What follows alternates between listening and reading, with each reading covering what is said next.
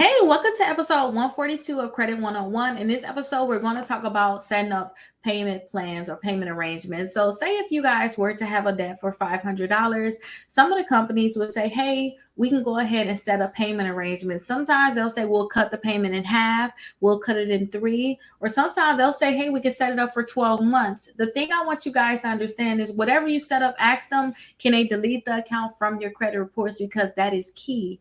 And understand that if you guys are outside of your statute of limitations, I just want to make sure you guys understand that when you guys are outside of your statute of limitations, that is the SOL, look it up, is different per state. When you're outside of that, I would suggest that you probably don't even set up these arrangements because, again, they can't sue you for the debt, especially if they say they're not going to delete it.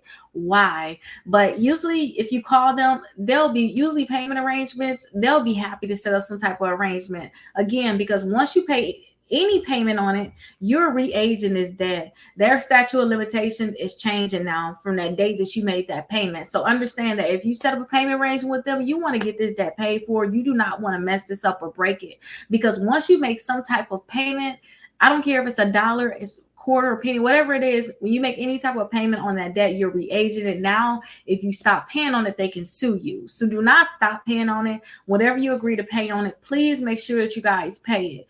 And again, I love lump sums instead. If it's a $500 debt, say, hey, can I pay $300? Give me $300 and keep it pushing. Because usually when you set a payment, like payment arrangements, like, hey, I'll pay the $500 but can I break it up? If you break it up for 6 months, they're going to break up the $500. They're not breaking up the $300. So you don't get that $200 discount. So I tell people just to try to see if you can just make one lump sum payment. If it's outside the statute of limitations, do not make a payment plan like this. You need to pay one payment if that's what you want to do. I wouldn't suggest it. That's what you want to do because you do not want to re-age your debt. But let's go over to episode 143, and I'll see you guys there. If you guys have any questions, please call or text me 833 Rakita. I'll be happy to help you all. I'll see you guys in episode 143.